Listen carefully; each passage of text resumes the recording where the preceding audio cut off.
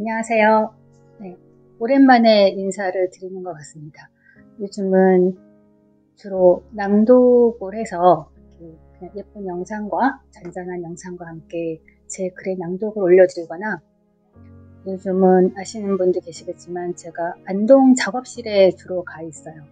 그래서 제가 이렇게 얼굴을 뵙고 말씀을 드릴 기회가 적기도 하고 몇 달 만에 얼굴을 뵙는 것 같아요. 오늘은 오랜만에 죽음학에 관한 책 2권을 또 소개를 해드리려고 합니다. 몇 달 전에 죽음학 책을 소개해드린다고 2권 소개를 해드렸는데, 그때 아마 엘리자베스 큐블러-로스의 죽음과 죽어감이라는 책과 사랑하는 사람과 저녁 식탁에서 죽음을 이야기합시다. 네, 그렇게 2권을 소개를 해드리고, 또 몇 달 동안 제가 3월 달에는 또 전시 준비를 하기도 하고, 4월 달에는 벚꽃 보러 꽃구경을 열심히 다니기도 하고요. 네, 그리고 5월 달부터는 7월 달까지 저도 이제 죽음에 관한 새 책을 쓰고 있어서 그 책을 쓴다는 핑계로 안동의 조그만 작업실을 우연히 빌리게 돼서 작업실에 가 있어서 여러분들을 뵐 기회가 별로 없고, 지금 저 유튜브 채널 보면 거의 그 안동 투어를 하고 있어요. 안동 주변에, 안동 시내, 안동에도 있지만 그 주변에 영주, 풍기, 봉화 이런 주변에 굉장히 가볼 만한 곳들이 많아서 제가 혼자 있다 보니까 틈틈이 놀러 다니기도 하고, 또 친구들이 서울에서 놀러 오면 그 경상북도 투어 가이드를 하고 있는 실정입니다. 어쨌든 7월 달까지는 얌전하게 그 작업실에서 새로운 책을 잘 쓸 수 있기를 바라고, 오늘도 죽음학에 대한 책 소개 2편. 제가 쓰고 있는 책이 죽음학 책이다 보니까 주로 읽는 책도 죽음에 관련된 책이 많고요. 그리고 주변에서 죽음에 대한 어떤 에피소드나 아이디어가 있으신 분들이 제보를 해주시기도 해요. 그래서 여러분들의 경험도 인터뷰를 해서 제가 다른 분들의 경험도 같이 얘기하고, 또 거기에서 또 나온 생각들을 또 쓰기도 합니다. 들으시다가 혹시 죽음에 관한 특별한 나의 경험이 있다거나 어떤 상실의 경험이 있다거나 그러면 제보를 해주셔도 감사하겠습니다. 오늘 소개해 드리려고 하는 책은 이렇게 2권이에요. 예쁜 책부터 소개를 드리면, 그림책으로 배우는 삶과 죽음, 임경희 선생님의 책입니다. 임경희 선생님은 초등학교 교사로 30년 넘게 아이들하고 생활을 하셔서 아이들한테 이렇게 그림책으로 죽음학 교육을 하고 계시는 분이에요. 제가 처음에 죽음학 기초 공부를 할 때도, 죽음학 수업을 들어갔을 때도 이렇게 그림책으로 죽음학 수업을 하시는 분 수업을 들었었는데, 이 죽음학이라는 건 제가 항상 말씀드리지만 나이에 따라서 꼭 어른들이 들어야 된다거나, 죽음을 앞둔 사람이 들어야 된다거나, 죽음에 관심 있는 사람이 들어야 된다거나, 꼭 그렇게 한정적이진 않고 모든 연령대에 그 나이에 맞게끔 죽음학 교육은 이루어져야 된다고 생각을 합니다. 죽음학을 배우기 전에는 80% 이상이 그런 걸 뭘 공부를 해, 미리 그런 걸 뭘 준비를 해 라고 말씀하시지만, 죽음학 수업이라는 걸 듣고 나면 97% 이상이 꼭 필요한 일이다 라고 말씀하신대요. 그래서 이 책에 보면 초등학교 학생들, 주로 어린 학생들한테 이 죽음에 관련된 그림책을 읽어주고 같이 이야기하고 그런 얘기들이 많이 나옵니다. 여기서 제가 줄친 부분이 하나 있었는데, 역시 이 뒷페이지에 따로 뽑혀 있는 거 보니까 정말 공감이 많이 가는 얘기예요. 어떤 5학년 학생의 그 죽음에 대한 그림책을 읽고 쓴 소감인데, 정말 한마디로 죽음을 잘 얘기해 준 것 같아요. 죽음은 두려운 존재일 수 있지만 삶이라는 보석을 닦아주는 수건이라고 생각하게 되었어요. 죽음이 있어야 삶을 더 빛내주니까요. 5학년이 어떻게 이렇게 명언을 남길 수 있을까요? 우리가 죽음 공부에 대한 필요성, 죽음에 대한 생각을 미리 해야 된다고 하는 그런 필요성을 정말 한마디로 굉장히 문학적으로 아주 잘 얘기해주고 있는 것 같아요. 어른들도 아마 이런 그림책을 통해서 죽음이라는 걸 한 번 더 살짝 엿볼 수 있고 편안하게 보실 수 있는 책이 아닐까 싶어요. 죽음을 향한 태도는 곧 삶을 향한 태도입니다. 항상 죽음학 수업에도 그렇고 죽음이라는 걸 얘기할 때 저도 그렇게 얘기하는데 죽음을 이야기하는 건 오늘 어떻게 잘 살까? 그래서 죽을 때 후회 없이 죽을 수 있을까 하는 거지 죽음을 굉장히 무겁게 생각하거나 제가 미리미리 장례식 준비를 하세요. 이건 아니기 때문에 꼭 한번 여러분들도 읽어보셨으면 하는 책이고요. 그리고 두 번째는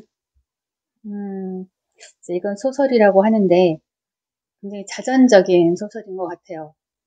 시몬느 드 보바르의 아주 편안한 죽음입니다. 시몬느 드 보바르는 사르트르와 함께 많이 거론이 돼서 사르트르와 보바르 굉장히 유명한 커플이죠. 타인의 피 그리고 모든 인간은 죽는다 이런 책도 있고요. 이 아주 편안한 죽음이 그 시몬느 드 보바르의 또 유명한 소설 중에 하나이기도 합니다. 굉장히 공감이 많이 가는 책이었어요. 저희 친정 엄마도 지금 93인데 그냥 여러 가지 노안이 있으시지만 치매도 있으시지만 집에서 힘들게 그래도 집이라서 편안하게 지금 노후를 보내고 계시고 이 책은 엄마가 암에 걸려서 병원에 입원을 하시고 처음에는 그렇게 심각한 병인 줄 몰랐는데 병원에 입원을 하고 검사를 하다 보니까 암이 발견이 되고 그래서 돌아가실 때까지 병상을 지키는 그런 병상일치 같은 형식인데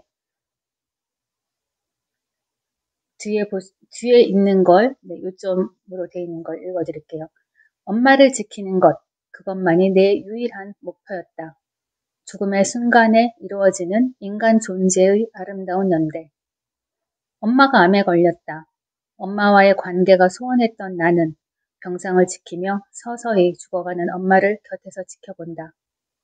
그저 넘어져 다친 것뿐이라 알고 있는 엄마에게 나의 동생 푸페트는 차마 진실을 말하지 못하고 그렇다고 희망의 끈을 완전히 놓지도 못한다.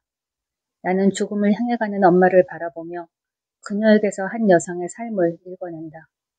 불같은 정열과 욕망을 지녔지만 자기 자신을 끈으로 올가매도록 교육받은 여자.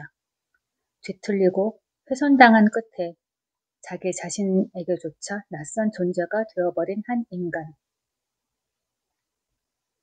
20세기 프랑스를 대표하는 행동하는 지성 보부아르의 최고작 중 하나로 꼽히는 아주 편안한 죽음은 작가의 자전적 소설이자 보부아르의 문학적 글쓰기의 정점에 있는 작품이다.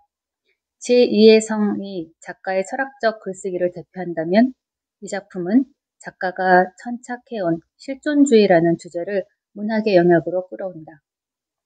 우리의 실존이 지닌 불가해한 측면과 그로 인해 야기되는 딜레마를 작은 사건 안에 담아 생생하게 그려낸 것이다.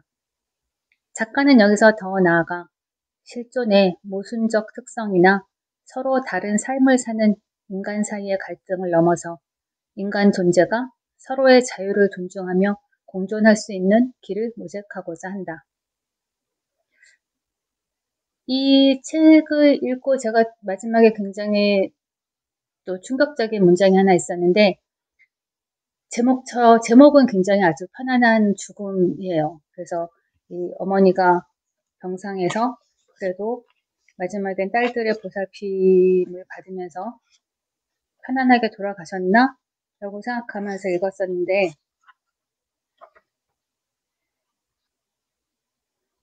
이 책의 제일 마지막 페이지를 한번 읽어드리겠습니다.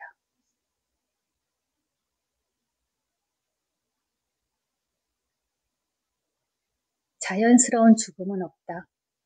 인간에게 닥친 일 가운데 그 무엇도 자연스러운 것은 없다.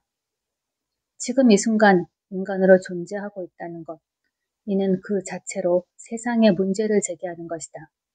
모든 인간은 죽는다. 하지만 각자에게 자신의 죽음은 하나의 사고다. 심지어 자신이 죽으리라는 걸 알고 이를 사실로 받아들인자 할지라도 인간에게 죽음은 하나의 부당한 폭력에 해당한다.